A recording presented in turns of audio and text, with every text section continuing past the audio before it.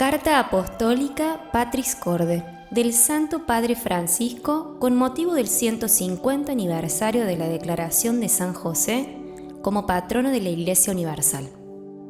Con corazón de padre, así José amó a Jesús, llamado en los 4 evangelios el Hijo de José.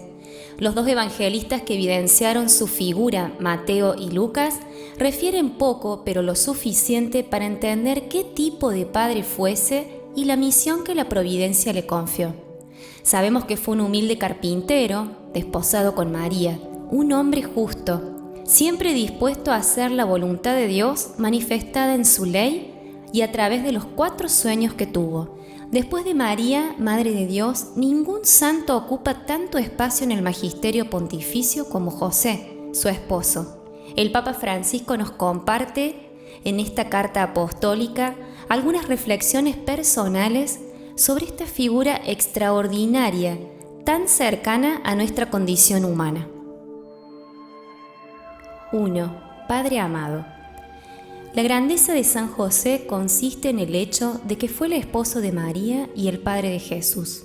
San Pablo VI observa que su paternidad se manifestó concretamente al haber hecho de su vida un servicio, un sacrificio al misterio de la Encarnación y a la misión redentora que le está unida, al haber utilizado la autoridad legal que le correspondía en la Sagrada Familia, para hacer de ella un don total de sí mismo, de su vida, de su trabajo, al haber convertido su vocación humana de amor doméstico en la oblación sobrehumana de sí mismo, de su corazón y de toda capacidad en el amor puesto al servicio del Mesías nacido en su casa. Por su papel en la historia de la salvación, San José es un padre que siempre ha sido amado por el pueblo cristiano, como lo demuestra el hecho de que se le han dedicado numerosas iglesias en todo el mundo, que muchos institutos religiosos, hermandades y grupos eclesiales se inspiran en su espiritualidad y llevan su nombre. Muchos santos y santas le tuvieron una gran devoción, entre ellos Teresa de Ávila, quien lo tomó como abogado e intercesor, encomendándose mucho a él y recibiendo todas las gracias que le pedía. Alentada por su experiencia, la santa persuadía a otros para que le fueran devotos. La confianza del pueblo en San José se resume en la expresión Ite an Joseph, que hace referencia al tiempo de hambruna en Egipto, cuando la gente le pedía pan al faraón y él le respondía: vayan donde José y hagan lo que él les diga. Se trataba de José, el hijo de Jacob, a quien sus hermanos vendieron por envidia. Como descendiente de David, de cuya raíz debía brotar Jesús según la promesa hecha a David por el profeta Natán, y como esposo de María de Nazaret, San José es la pieza que une el Antiguo y el Nuevo Testamento. 2. Padre en la ternura. José vio a Jesús progresar día tras día en sabiduría, en estatura y en gracia ante Dios y los hombres. Como hizo el Señor con Israel, así Él le enseñó a caminar y lo tomaba en sus brazos. Era para Él como el padre que alza a un niño hasta sus mejillas y se inclina hacia Él para darle de comer. Jesús vio la ternura de Dios en José. Como un padre siente ternura por sus hijos, así el Señor siente ternura por quienes lo temen. En la sinagoga, durante la oración de los Salmos, José ciertamente habrá oído el eco de que el Dios de Israel es un Dios de ternura, que es bueno para todos y su ternura alcanza a todas las criaturas. La historia de la salvación se cumple creyendo contra toda esperanza a través de nuestras debilidades. Muchas veces pensamos que Dios se basa solo en la parte buena y vencedora de nosotros, cuando en realidad la mayoría de sus designios se realizan a través y a pesar de nuestra debilidad. Debemos aprender a aceptar nuestra debilidad con intensa ternura. El maligno nos hace mirar nuestra fragilidad con un juicio negativo, mientras que el Espíritu la saca a la luz con ternura. La ternura es el mejor modo para tocar lo que es frágil en nosotros. El dedo que señala y el juicio que hacemos de los demás son a menudo un signo de nuestra incapacidad para aceptar nuestra propia debilidad, nuestra propia fragilidad. Solo la ternura nos salva de la obra del acusador. Por esta razón es importante encontrarnos con la misericordia de Dios, especialmente en el sacramento de la reconciliación, teniendo una experiencia de verdad y ternura. Paradójicamente, incluso el maligno puede decirnos la verdad, pero si lo hace es para condenarnos. Sabemos, sin embargo, que la verdad que viene de Dios no nos condena, sino que nos acoge, nos abraza, nos sostiene, nos perdona. La verdad siempre se nos presenta como el Padre misericordioso de la parábola. Viene a nuestro encuentro, nos devuelve la dignidad, nos pone nuevamente de pie, celebra con nosotros porque mi hijo estaba muerto y ha vuelto a la vida, estaba perdido y ha sido encontrado. También a través de la angustia de José pasa la voluntad de Dios, su historia, su proyecto.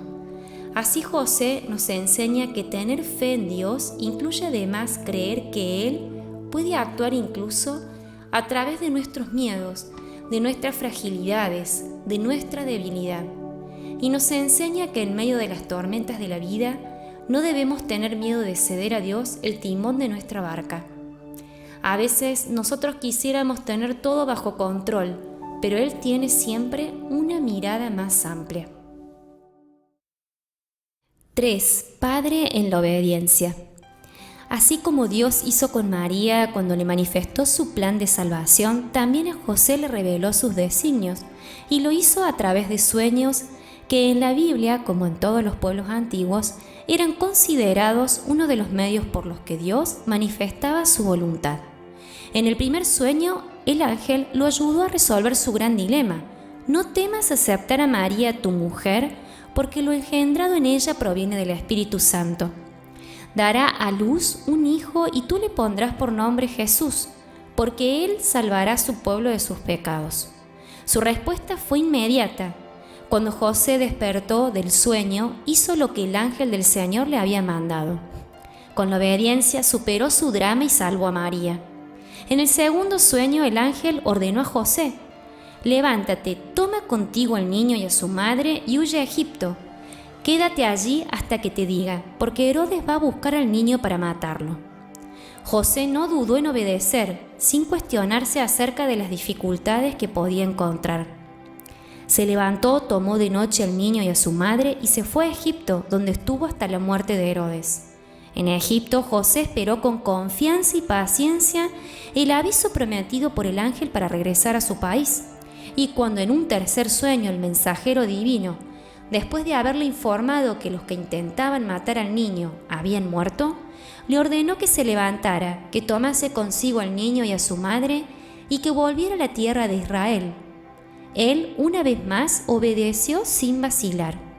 Pero durante el viaje de regreso, al enterarse de que Arquelao reinaba en Judea en lugar de su padre Herodes, tuvo miedo de ir allí y, avisado en sueños, y es la cuarta vez que sucedió, se retiró a la región de Galilea y se fue a vivir a un pueblo llamado Nazaret. En la vida oculta de Nazaret, bajo la guía de José, Jesús aprendió a hacer la voluntad del Padre. Dicha voluntad se transformó en su alimento diario. Incluso en el momento más difícil de su vida, que fue en Getsemaní, prefirió hacer la voluntad del Padre y no la suya propia, y se hizo obediente hasta la muerte de cruz. Por ello, el autor de la carta a los Hebreos concluye que Jesús aprendió sufriendo a obedecer. Todos estos acontecimientos muestran que José ha sido llamado por Dios para servir directamente a la persona y a la misión de Jesús, mediante el servicio de su paternidad. De este modo, él coopera en la plenitud de los tiempos en el gran misterio de la redención y es verdaderamente ministro de la salvación. 4. Padre en la acogida. Muchas veces ocurren hechos en nuestra vida cuyo significado no entendemos. Nuestra primera reacción es a menudo de decepción y rebelión. José deja de lado sus razonamientos para dar paso a lo que acontece y, por más misterioso que le parezca, lo acoge, asume la responsabilidad y se reconcilia con su propia historia. Si no nos reconciliamos con nuestra historia, ni siquiera podremos dar el paso siguiente, porque siempre seremos prisioneros de nuestras expectativas y de las consiguientes decepciones. La vida espiritual de José no nos muestra una vía que explica, sino una vía que acoge, Solo a partir de esta acogida, de esta reconciliación, podemos también intuir una historia más grande, un significado más profundo. Como dice en Job 2:10, si aceptamos de Dios los bienes, ¿no vamos a aceptar los males? José no es un hombre que se resigna pasivamente, es un protagonista valiente y fuerte. La acogida es un modo por el que se manifiesta en nuestra vida el don de la fortaleza que nos viene del Espíritu Santo. Solo el Señor puede darnos la fuerza para acoger la vida tal como es, para hacer sitio incluso a esa parte contradictoria, inesperada y decepcionante de la existencia. La venida de Jesús en medio de nosotros es un regalo del Padre, para que cada uno pueda reconciliarse con la carne de su propia historia, aunque no la comprenda del todo. Como Dios dijo a nuestro santo, José, hijo de David, no temas. Parece repetirnos también a nosotros, no tengan miedo. La vida de cada uno de nosotros puede comenzar de nuevo milagrosamente si encontramos la valentía para vivirla según lo que nos dice el Evangelio.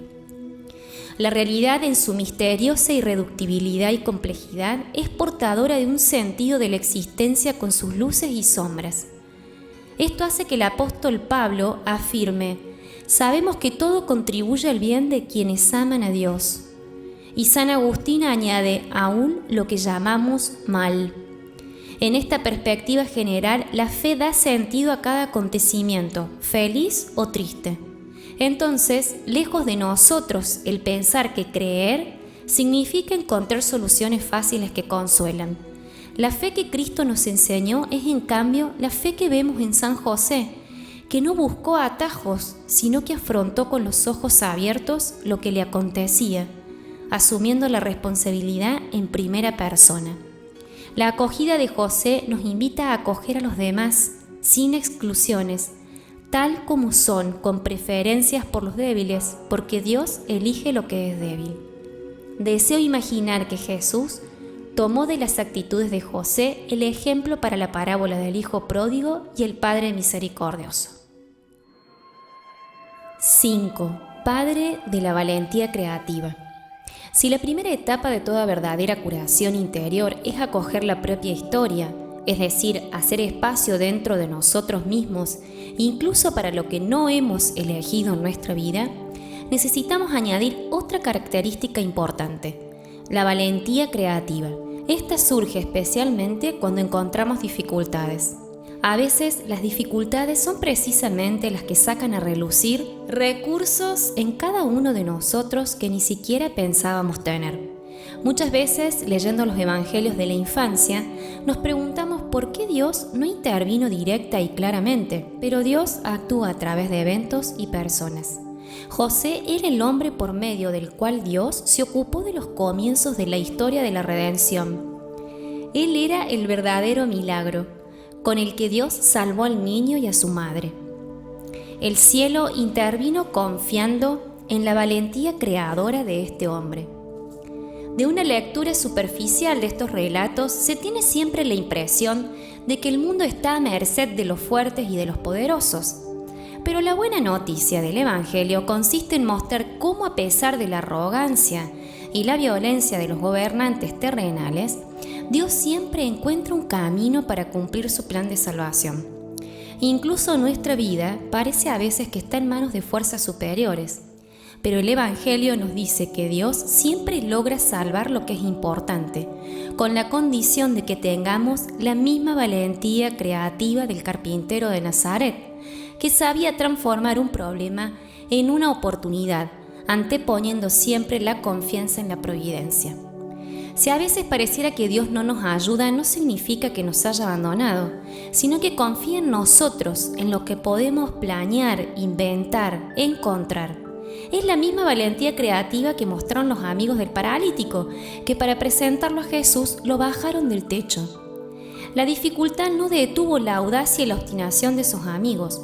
Ellos estaban convencidos de que Jesús podía curar al enfermo.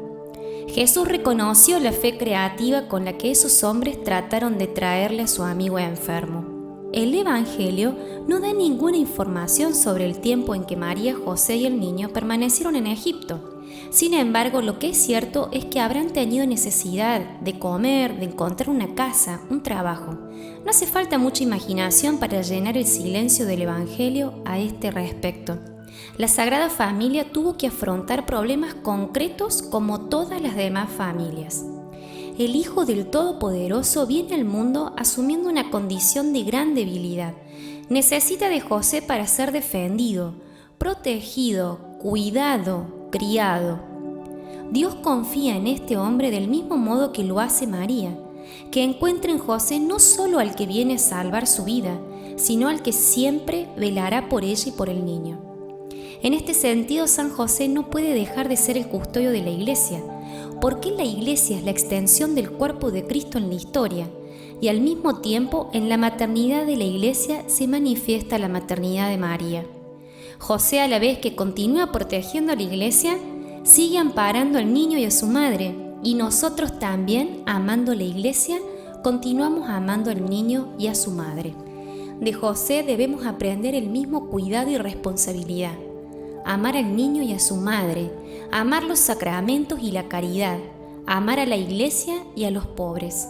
En cada una de estas realidades está siempre el niño y su madre. 6. Padre trabajador. San José era un carpintero que trabajaba honestamente para asegurar el sustento de su familia. De él, Jesús aprendió el valor, la dignidad y la alegría de lo que significa comer el pan que es el fruto del propio trabajo.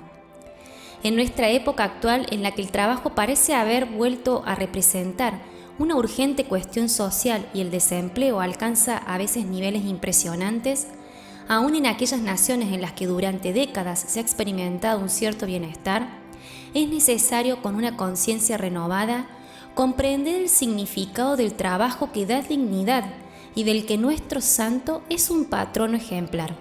El trabajo se convierte en participación en la obra misma de la salvación, en oportunidad para acelerar el advenimiento del reino, para desarrollar las propias potencialidades y cualidades, poniéndolas al servicio de la sociedad y de la comunión.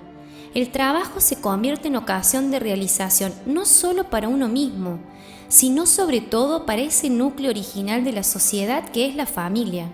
Una familia que carece de trabajo está más expuesta a dificultades, tensiones, fracturas e incluso a la desesperada y desesperante tentación de la disolución. ¿Cómo podríamos hablar de dignidad humana sin comprometernos para que todos y cada uno tengan la posibilidad de un sustento digno? La persona que trabaja, cualquiera que sea su tarea, colabora con Dios mismo. Se convierte un poco en creador del mundo que nos rodea. La crisis de nuestro tiempo, que es una crisis económica, social, cultural y espiritual, puede representar para todos un llamado a redescubrir el significado, la importancia y la necesidad del trabajo para dar lugar a una nueva normalidad en la que nadie quede excluido. La obra de San José nos recuerda que el mismo Dios, hecho hombre, no desdeñó el trabajo. La pérdida de trabajo que afecta a tantos hermanos y hermanas y que ha aumentado en los últimos tiempos debido a la pandemia del COVID-19 debe ser un llamado a revisar nuestras prioridades. Imploremos a San José Obrero para que encontremos caminos que nos lleven a decir ningún joven, ninguna persona, ninguna familia sin trabajo. 7. Padre en la sombra. El escritor polaco Jan Dobrzynski, en su libro La sombra del Padre, noveló la vida de San José. Con la imagen evocadora de la sombra, define la figura de José, que para Jesús es la sombra del Padre Celestial en la tierra. Lo auxilia, lo protege, no se aparta jamás de su lado para seguir sus pasos. Así José ejercitó la paternidad durante toda su vida. Nadie nace padre, sino que se hace. Y no se hace solo por traer un hijo al mundo, sino por hacerse cargo de él responsablemente. Todas las veces que alguien asume la responsabilidad de la vida de otro, en cierto sentido, ejercita la paternidad respecto a él. Ser padre significa introducir al niño en la experiencia de la vida, en la realidad. No para retenerlo, no para encarcelarlo, no para poseerlo, sino para hacerlo capaz de elegir, de ser libre, de salir. Quizás por esta razón la tradición siempre le ha puesto a José, junto al apelativo de padre, el de castísimo. No es una indicación meramente afectiva, sino la síntesis de una actitud que expresa lo contrario a poseer. La castidad está en ser libres del afán de poseer en todos los ámbitos de la vida. Solo cuando un amor es casto es un verdadero amor. El amor que quiere poseer al final siempre se vuelve peligroso, aprisiona, sofoca, hace infeliz. Dios mismo amó al hombre con amor casto, dejándolo libre incluso para equivocarse y ponerse en contra suya. La lógica del amor es siempre una lógica de libertad, y José fue capaz de amar de una manera extraordinariamente libre. Nunca se puso en el centro, supo cómo descentrarse para poner a María y a Jesús en el centro de su vida. La felicidad de José no está en la lógica del autosacrificio, sino en el don de sí mismo. Nunca se percibe en este hombre la frustración, sino solo la confianza. Su silencio persistente no contempla quejas, sino gestos concretos de confianza. Toda vocación verdadera nace del don de sí mismo, que es la maduración del simple sacrificio. También en el sacerdocio y en la vida consagrada se requiere este tipo de madurez. Cuando una vocación, ya sea en la vida matrimonial, célibe o virginal, no alcanza la madurez de la entrega de sí misma, deteniéndose solo en la lógica del sacrificio, entonces, en lugar de convertirse en signo de la belleza y la alegría del amor, corre el riesgo de expresar infelicidad, tristeza y frustración. Cada niño lleva siempre consigo un misterio, algo inédito, que solo puede ser revelado con la ayuda de un padre que respete su libertad. Siempre que nos encontremos en la condición de ejercer la paternidad, debemos recordar que nunca es un ejercicio de posesión, sino un signo que nos evoca una paternidad superior. En cierto sentido, todos nos encontramos en la condición de José, sombra del único Padre Celestial, que hace salir el sol sobre buenos y malos, y manda la lluvia sobre justos e injustos, y sombra que sigue al Hijo. Levántate, toma contigo el niño y a su madre, dijo Dios a San José. El objetivo de esta carta apostólica es que crezca el amor a este gran santo, para ser impulsados a implorar su intercesión e imitar sus virtudes como también su resolución. No queda más que implorar a San José la gracia de las gracias, nuestra conversión. A él dirijamos nuestra oración. Salve, custodio del Redentor y esposo de la Virgen María. A ti Dios confió a su Hijo, en ti María depositó su confianza. Contigo Cristo se forjó como hombre. Oh bienaventurado José, muéstrate Padre también a nosotros y guíanos en el camino de la vida. Concédenos gracia, misericordia y valentía, y defiéndenos de todo mal. Amén.